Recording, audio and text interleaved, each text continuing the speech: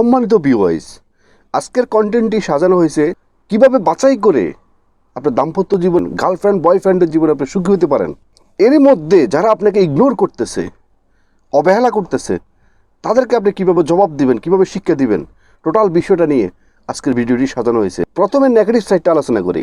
যখন আপনার পার্টনার বা আপনার গার্লফ্রেন্ড বা আপনার বয়ফ্রেন্ড বা আপনার যাকে ঘিরে আপনার সমস্ত চাওয়া পাওয়া, সুখ দুঃখ, আনন্দ বেদনা সমস্ত কিছু, যার জন্য আপনি জীবন পর্যন্ত বাজি রাখতে পারেন, আপনি চাচ্ছেন সে অনেক হ্যাপি থাকুক, আপনার সহযোগিতা মানে সমস্ত কিছু, কিন্তু সে এত কিছু পাওয়ার পরেও যখন আপনাকে সে ইগনোর করতেছে, তাহলে সামথিং রং। এটা আপনাকে আবার রিপ্লাই তাকে বুঝিয়ে দিতে হবে যে আপনিও একজন সচেতন মানুষ, আপনারও একটা ভ্যালু আছে।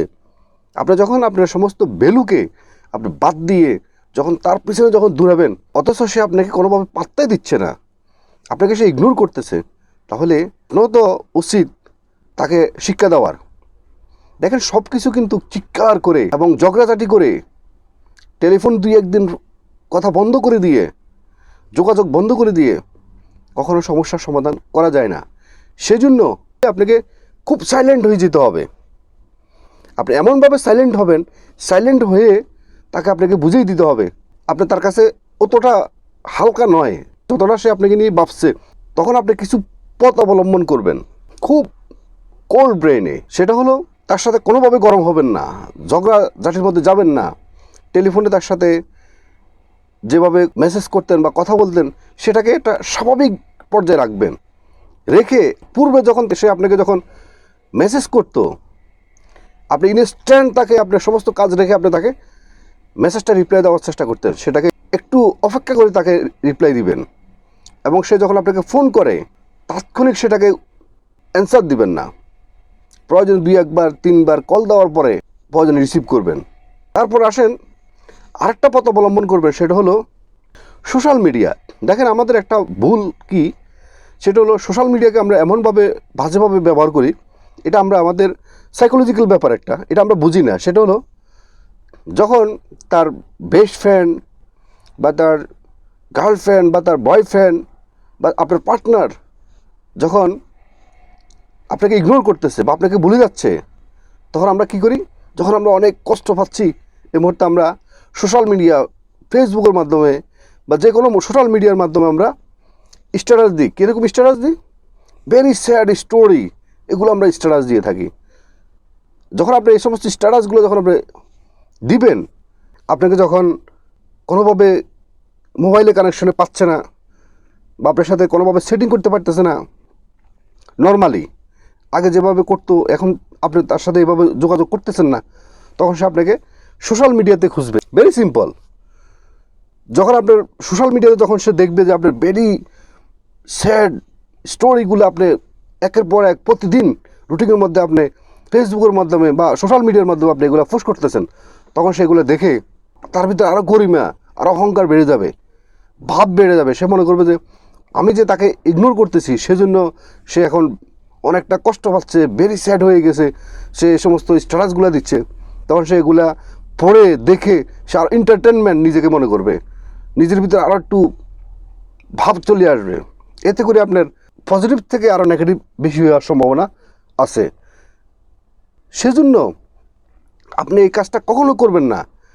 এই কাজ থেকে আপনি দূরে থাকবেন। আপনার সাথে যে তার রিলেশনশিপে একটু গ্যাপিং চলতেছে বা আপনি তাকে বুঝাচ্ছেন এই মুহূর্তে যে সে আপনাকে ইগনোর করলে আপনিও তাকে ইগনোর করতে পারেন, সে যদি আপনাকে ছাড়া বাঁচতে পারে, আপনিও তাকে ছাড়া বাঁচতে পারেন, তাহলে একটা ইম্পর্টেন্ট যে টাইমটা, ওই টাইমের ভিতরে আপনি কখনো সোশ্যাল মিডিয়াতে এই সমস্ত স্ট্যাটাস দিবেন না। তাহলে কী স্ট্যাটাস দিবেন? সেটা দিবেন যে আপনি খুব হ্যাপি আছেন, আপনার ফ্রেন্ড, আপনার ফ্যামিলি, আপনার বেস্ট ফ্রেন্ড, তাদেরকে নিয়ে আপনি খুব এনজয় করতেছেন, বা আপনার কিছু ভালো কিছু দিক, আপনার জীবনের যে অর্জন, যে সমস্ত ভালো ভালো দিকগুলো, সেগুলো আপনি স্ট্যাটাস দিবেন।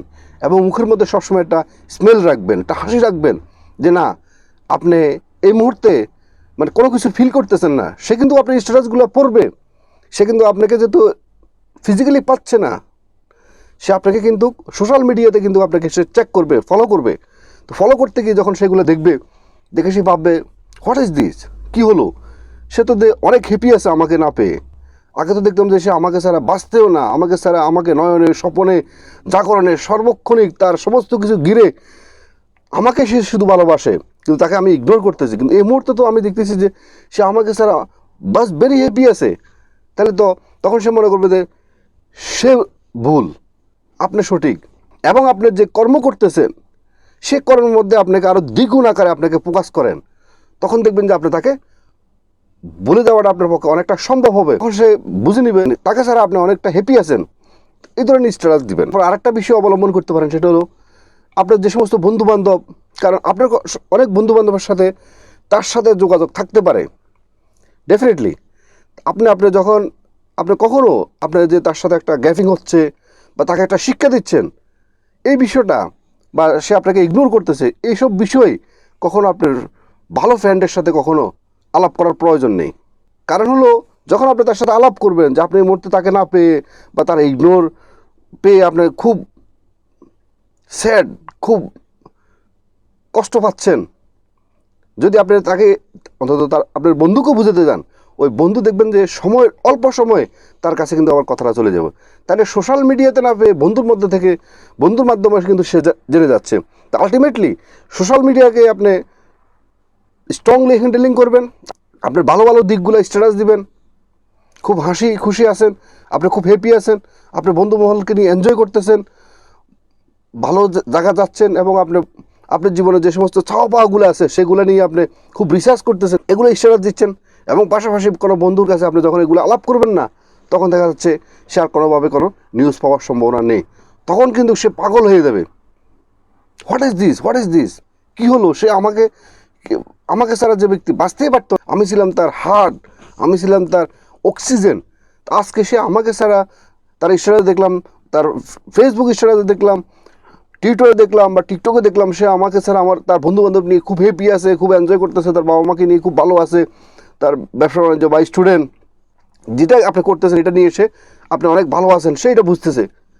এবং আপনার কোনো বন্ধুবান্ধবের কাছে তার কোনো আপনি যে খুব কষ্টে আছেন বিষয়গুলো আলোচনা করতেছেন না, আপনি খুব সবসময় হাসি খুশি আছেন, তখন সে পাগলের মতো হয়ে আপনার কাছে সে ছুটে আসবে, এবং আপনাদের সম্পর্কটা খুব আরও ভালোভাবে স্ট্রং হবে।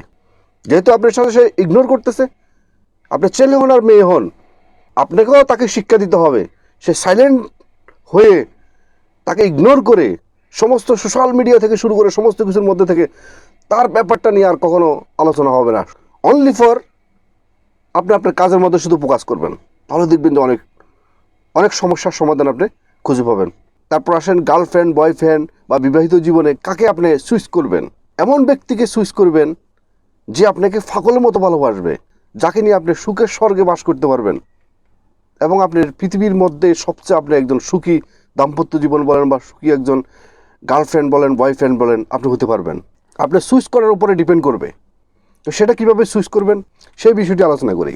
দেখেন, আমি আপনাদেরকে একটি কথা বলি, আপনি যাকে বেশি ভালোবাসেন বা যে জিনিসটাকে আপনি পছন্দ করেন, সেটা খাওয়ার বিষয় হতে পারে, পড়ার বিষয় হতে পারে, ব্যবহারের বিষয় হতে পারে, বা আপনার লাইফ পার্টনার হতে পারে, অর্থাৎ আপনি যাকে বেশি পছন্দ করেন, ভালোবাসেন, আপনার মন প্রাণ উজাড় করে যাকে আপনি পছন্দ ভালোবাসেন, তাকে কেয়ার নেওয়া, প্রটেক্ট করা, এটা কার দায়িত্ব? আপনার দায়িত্ব না? এটার জন্য আপনাকে কেউ পুশ করতে হবে না, আপনি নিজের থেকেই কিন্তু তাকে আপনি কেয়ার করবেন, তাকে পছন্দ করবেন, ভালোবাসবেন, তার সমস্ত খেয়াল রাখবেন।